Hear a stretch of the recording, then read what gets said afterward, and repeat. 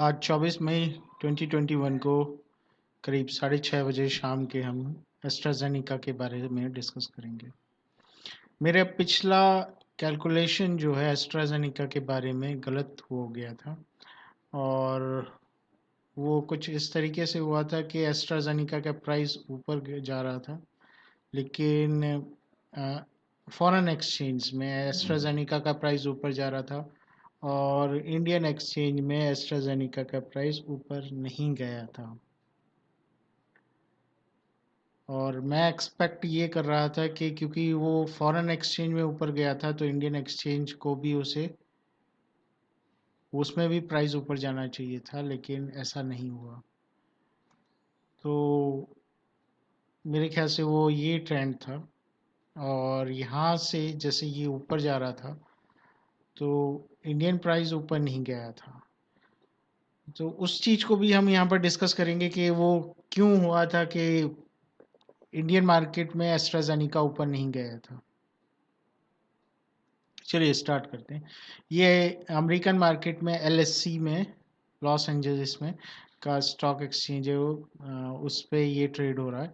तो अभी उसने क्या करा है कि ये असेंडिंग ट्रायंगल था, असेंडिंग ट्रायंगल को ब्रेकआउट करके ऊपर चला गया है। ठीक, साफ दिखाई दे रहा है। असेंडिंग ट्रायंगल को ब्रेकआउट करा, ऊपर गया और ऊपर यहाँ पर इसको 96 के आसपास 96 97 पे रेजिस्टेंस है। ठीक, आरएसआई भी ओवरसोल्ड पोजीशन में चला गया है। ठीक, तो ये यहाँ पर एक डेंजर लेवल है एस्ट्राजेनिका के लिए इस एक्सचेंज पे, SWB पे। अब मैं दूसरा एक्सचेंज लेता हूँ, ये ब्राज़ील का एक्सचेंज है। ब्राज़ील के एक्सचेंज में एस्ट्राजेनिका फिर यही असेंडिंग ट्रायंगल को ब्रेकआउट देके ऊपर चला गया है और कंटिन्यूसली ये जो है 4 दिन से 5 दिन से ऊपर जा रहा है। ठीक, ग्रीन कैंडल्स बन रही है कंटिन्यूसली, 5 दिन से ग्रीन कैंडल्स बन रही हैं। आरएसआई ओवरबॉट जोन में नहीं है अभी फिलहाल, लेकिन कुछ दिनों में ओवरबॉट जोन में आ जाएगा। सो दूसरा एक्सचेंज लेते हैं, यहाँ पर भी सेम है। ये अर्जेंटीना का एक्सचेंज है और ये जो है पिछले हाई,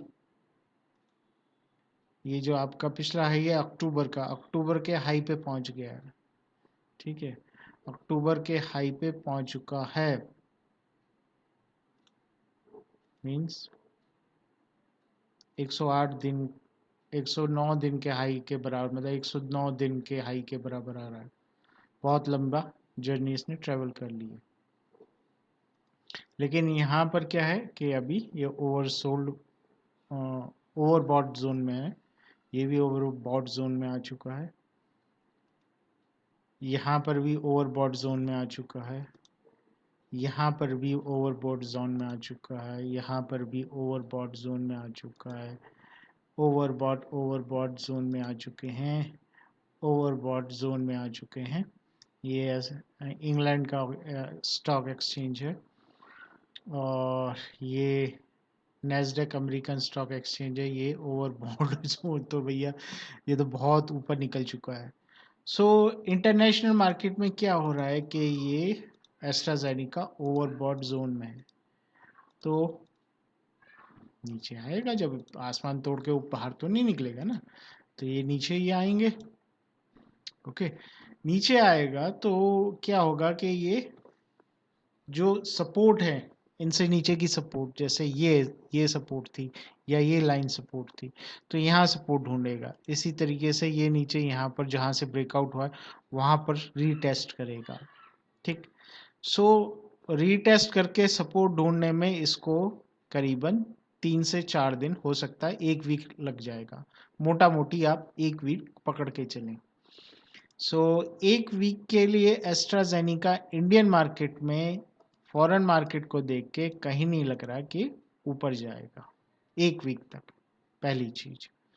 दूसरा, ये यहाँ पर अगर ब्रेकआउट करके यहाँ पर सपोर्ट ढूंढता है तो उसको कम से कम फिर 4 से 7 दिन लगेंगे।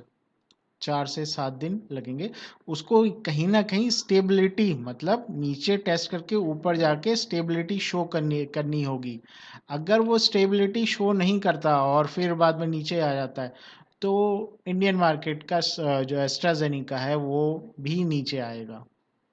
तो कहने का ये है कि जब तक फॉरेन एक्सचेंजेस में ये स्टेबल नहीं होता, प्राइस स्टेबल नहीं होता है, ठीक है, प्राइस स्टेबल होने कहने का मतलब ये है कि सपोर्ट शो नहीं करता है, ऊपर जा रहा है तो वैसे जैसे ऊपर जाता है वैसे भी नीचे आ जाती है चीज़ें, जैसे पहले भी हो चुका है, ठीक है।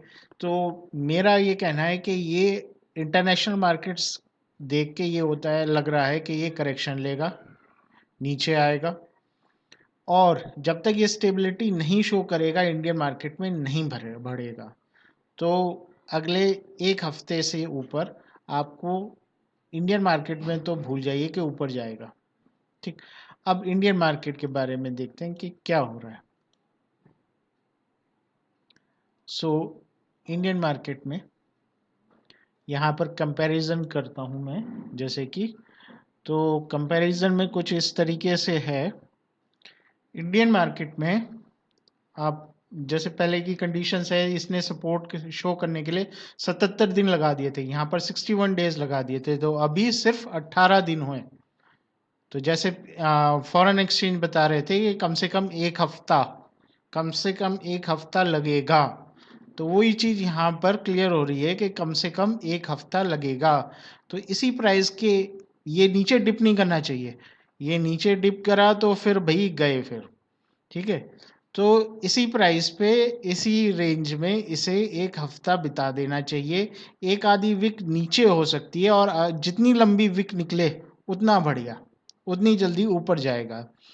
तो अगर आपको नीचे विक दिखाई दे रही है, अच्छी लंबी विक, यहाँ तक लंबी विक दिखाई दे रही है, तो ये समझ लीजिए दिन का स्केल है, तो ये समझ लीजिए कि ये ऊपर जाने के लिए तैयार है, एक इंडिकेशन तो ये हो जाएगा। दूसरा, एक हफ्ता आप मान के चलिए। तीसरी बात, यहाँ पर देख रहे हैं कि बॉलिंजर बैंड स्क्वीज हो गया था, यहाँ पर देख रहे हैं बॉलिंजर बैंड स्क्वीज हो गया था। यहाँ पर क्या बॉलिंजर बैंड स्क्वीज हुआ है? नहीं हुआ है।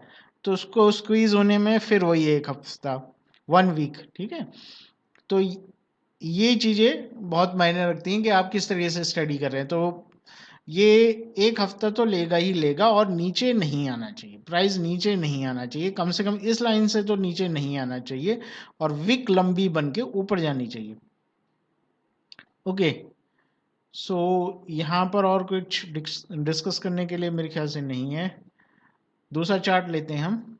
दूसरे चार्ट में यहाँ पर मैंने ये एक्सपोनेंशियल मूविंग एवरेज का रिबन लिया है। तो आप देख रहे हैं कि रिबन की सपोर्ट से ही ऊपर पंप कर रहा था, फिर से वही हो रहा है, रिबन की सपोर्ट पे आ चुका है।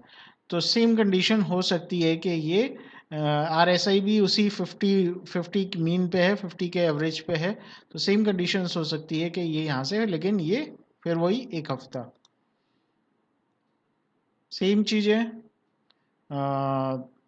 मैकडी भी वही कह रहा है कि मैकडी अभी क्रॉसओवर हुआ ही नहीं है, तो मैकडी तो डिलेड इंडिकेटर है, तो टाइम लगाएगा। एंड बस इतना ही है। तो इनसे यही निकल रहा है कि एक तो ये प्राइस नीचे नहीं गिरना चाहिए, इससे नीचे तो बिल्कुल नहीं आना चाहिए, ये जो आपका लाइन है इससे नीचे बिल्कुल नहीं आना चाहिए। सेकंड, अगर हमें एक दो वीक लंबी लंबी यहाँ मिल जाती हैं तो ये बहुत बढ़िया इंडिकेशन होगा। और तीसरा, ये स्क्वीज होगा तो उसमें 1 वीक लग सकता है, हो सकता है 1 वीक से पहले ऊपर चला जाए, तो उसकी आप सिर्फ वीक पे इंडिकेशन मिल जाएगा आपको कि अगर लंबी वीक मिल जाती है यहाँ पर, ठीक है।